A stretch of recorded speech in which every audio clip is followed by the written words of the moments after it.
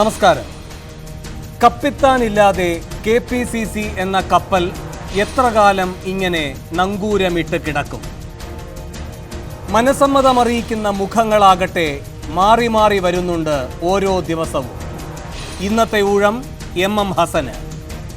ഇടക്കാലാശ്വാസമായി ഹസൻ വന്നേക്കുമെന്നാണ് ഇപ്പോഴത്തെ കേൾവി. ഇന്ദിരാഭവനിൽ പക്ഷേ ഈച്ച പോലുമില്ല. ഇങ്ങനെയുമുണ്ടോ ഒരൊഴിഞ്ഞു പോക്കെന്ന് തോന്നാൻ വരട്ടെ. അഗതി മന്ദിരമായി ആസ്ഥാന മന്ദിരം മാറുന്നത് കോൺഗ്രസിന്റെ കാര്യത്തിൽ അതിശയമല്ല. പഞ്ഞകാലത്ത് ആരുടെയും പൊടി പോലും ഉണ്ടാകില്ല പ്രദേശ് കോൺഗ്രസിൽ എന്നത് പതിവ് കാഴ്ചയാണ്. ഊരുചുറ്റി നടക്കുന്ന ഉമ്മൻചാണ്ടിയുടെ ഉള്ളിലിരിപ്പാണ് പരമപ്രധാനം. വെന്നിക്കൊടി പാറിക്കാൻ എന്തായാലും ചെന്നിത്തല എടുത്തു ചാടില്ല. ഏത് കമാൻഡറെ ഹൈക്കമാൻഡ് വിലവയ്ക്കും എന്നത് തന്നെയാണ് കാതലായ ചോദ്യം. വെടിനിർത്തലിന് വഴങ്ങിയ ഉമ്മൻചാണ്ടിയെ ഇനിയും അവഗണിച്ചാൽ വിവരമറിയും.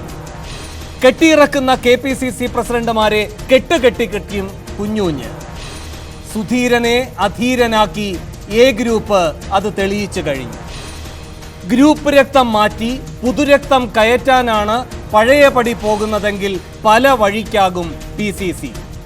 അതുകൊണ്ട് ഉടക്കി നിൽക്കുന്ന ഉമ്മൻചാണ്ടിയെ അടക്കി നിർത്താനുള്ള അടവാണ് വേണ്ടത്. ആ ബുദ്ധി ഉദിക്കുമോ മാഡത്തിനും മകനും? അടിയുറച്ചു നിന്ന അമരീന്ദർ അമരത്വം നൽകി കോൺഗ്രസിനെങ്കിൽ പ്രാദേശിക നേതൃത്വത്തിന്റെ പ്രാമാണ്യം മനസ്സിലാക്കാൻ മടിക്കരുത് മേലിലെങ്കിലും മാഡവും മകനും. അടിത്തറ ഉറപ്പിക്കേണ്ട ആന്റണി, അടിത്തറ തോണ്ടുന്ന രാഹുലിന്റെ ആലോചനകൾക്ക് അലസമായി മേലിലും യെസ് മൂളരുത്. തോൽവി മാത്രം തൂവലാകുന്ന രാഹുലിന്റെ തോന്നലുകൾക്ക് അവധി അനുവദിപ്പിക്കണം അമ്മയെ കൊണ്ടെങ്കിലും AK ആന്റണി.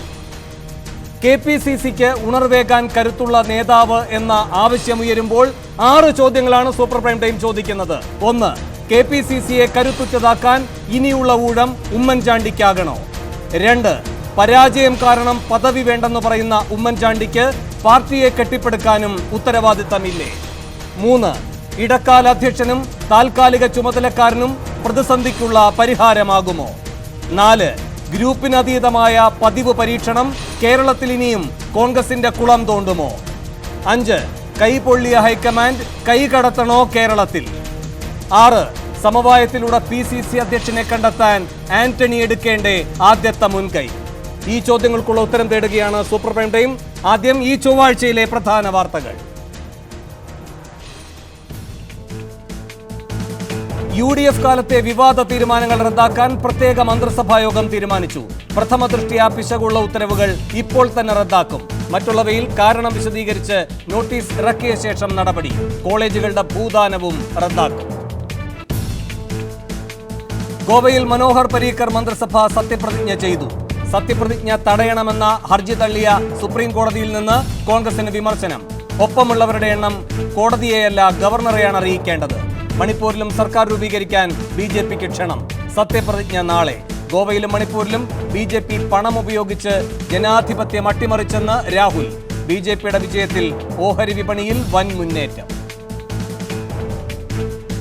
നടിയെ ആക്രമിച്ച കേസിൽ പൾസർ സുനിയുടെ വക്കീലിനെ ചോദ്യം ചെയ്യാൻ പോലീസിന് ഹൈക്കോടതിയുടെ അനുമതി. കക്ഷിയുമായുള്ള ഇടപാടുകൾ ചോദ്യം ചെയ്യാൻ പോലീസിന് അധികാരമില്ലെന്ന അഡ്വക്കേറ്റ് പ്രതീഷ് ചാക്കോയുടെ വാദം കോടതി തള്ളി. വക്കീലിനെ ചോദ്യം ചെയ്യുന്നത് നടിയെ ആക്രമിച്ച ദൃശ്യങ്ങളുള്ള മെമ്മറി കാർഡ് കണ്ടെത്താൻ. നെഹ്റു കോളേജിലെ ഇടിമുറിയിൽ കണ്ട രക്തക്കറ മരിച്ച ജിഷ്ണുവിന്റേതാണെന്ന സംശയം ബലപ്പെടുന്നു. രക്തഗ്രൂപ്പ് ഒന്ന് തന്നെയെന്ന് കണ്ടെത്തി. ജിഷ്ണുവിന്റേതാണോ എന്ന് ഉറപ്പിക്കാൻ മാതാപിതാക്കളുടെ DNA പരിശോധന നടത്തുന്നു. കൃഷ്ണദാസിന്റെ പണം കണ്ട് പോലീസ് വാലാട്ടരുതെന്ന് ജിഷ്ണുവിന്റെ അമ്മ. ആത്മാർത്ഥമായിട്ട് സ്നേഹിച്ചിരുന്നതാണ്. അവരുടെ പേരൻസിനും എല്ലാവർക്കും അറിയാവുന്ന കാര്യമാണ്. ഞാൻ ഈ സംഭവം മിഷേൽ ഷാജിയുടെ മരണത്തിൽ പങ്കില്ലെന്ന് ആത്മഹത്യാ പ്രേരണ കുറ്റത്തിന് അറസ്റ്റിലായ ക്രോണിൻ. പ്രതിയെ ഈ മാസം 28 വരെ റിമാൻഡ് ചെയ്തു. മിഷേലുമായി സാമ്യമുള്ള പെൺകുട്ടിയെ ഗോശ്രീ പാലത്തിന് സമീപം കണ്ടെന്ന് യുവാവിന്റെ വെളിപ്പെടുത്തൽ.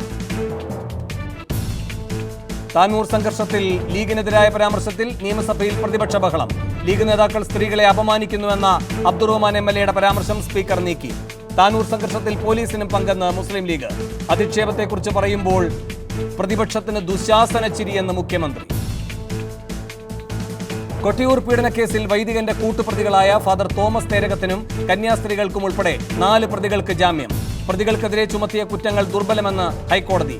കോടതിയിൽ കീഴടങ്ങി ജാമ്യമെടുക്കാം. തിരുവനന്തപുരം മംഗലപുരത്ത് ആത്മഹത്യ ചെയ്ത ദളിത് പെൺകുട്ടി പീഡനത്തിനിരയായെന്ന് പോസ്റ്റ്മോർട്ടം റിപ്പോർട്ട്. മാതൃഭൂമിയുടെ ഈ കൃഷിഭൂമി പുരസ്കാരം നമ്മുടെ കണ്ണൂർ സ്വദേശികളായ സഹോദരന്മാർ KM ദാമോദരനും KM രാജനുമാണ് മാതൃഭൂമിയുടെ ന്യൂസിന്റെ കൃഷിഭൂമി പുരസ്കാരം ലഭിച്ചിരിക്കുന്നത്. മികച്ച കാർഷിക മാതൃകയ്ക്ക് മാതൃഭൂമി ന്യൂസിന്റെ ആദരം. മാതൃഭൂമി ന്യൂസ് കൃഷിഭൂമി പുരസ്കാരം കണ്ണൂരിൽ നിന്നുള്ള കർഷക സഹോദരങ്ങളായ KM രാജനും KM ദാമോദരനും. 1 ലക്ഷം രൂപയുടെ പുരസ്കാരത്തിന് വിജയിയെ തെരഞ്ഞെടുത്തത് പ്രേക്ഷകരും വിദഗ്ധരും ചേർന്നു.